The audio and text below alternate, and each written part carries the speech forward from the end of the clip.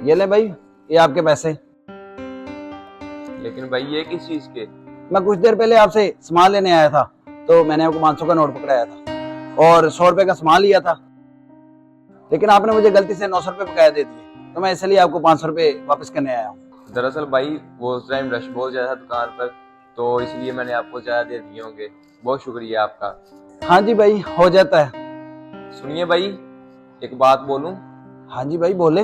अगर आप चाहते तो ये पैसे आप भी रख सकते थे, लेकिन आपने मुझे वापस कर दिए। आखिर क्यों?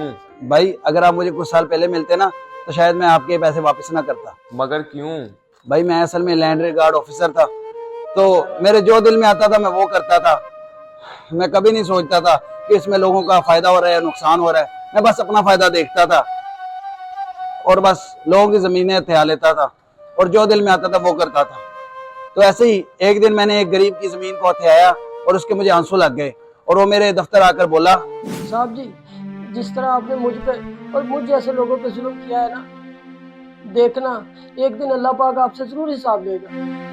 साहब जी, जो इस दुनिया में बुरे काम करते हैं ना, उन्हें जरूर सजा मिलती है। आपको भी जरूर सजा मिलेगी। चलो निकल यहाँ से, सजा मिलेगी। साहब जी, मेरी बात एक जरूर याद रखना, ये आपका गरूर और नाइंसाफी आपको एक दिन ले डूबेगी।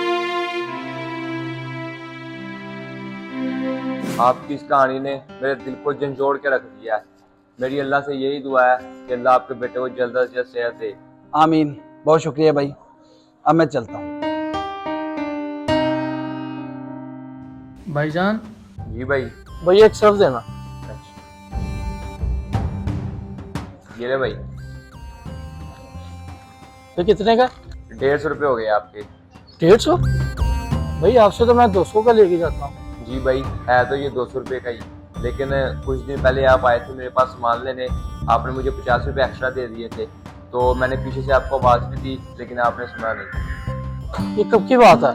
भाई सही तरह से तो मुझे भी याद नहीं है, लेकिन यही कोई 15-20 दिन पुरानी बात है। भाई आपसे तो मैं 3 दिन पहले भी सामान लेके गया हूँ, तब तो आपने पैसों का कोई जिक्र नहीं किया। भाई सच बताऊं, तब मेरे दिल में लालच आ गया था। मैंने सोचा 50 रुपये एक्स्ट्रा मिल रहे हैं तो रख लेता हूँ, लेकिन आज एक इंसान अपनी कहानी सुनाकर मुझे बहुत बड़ा सबक दे गया। कहानी? वो क्या? ना ही किसी के साथ बेईमानी करनी चाहिए और ना ही किसी का हक खाना चाहिए, क्योंकि इंसान का किया हुआ एक ना एक दिन लौटकर वापस उसी के पास जरूर जाता है। हाँ, यकीन करें, अल्लाह की लाठी बड़ी बेआवाज है।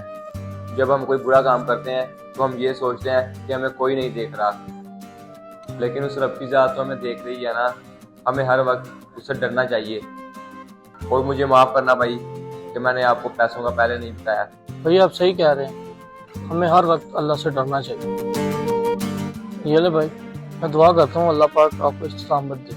आमीन। शुक्रिया भाई।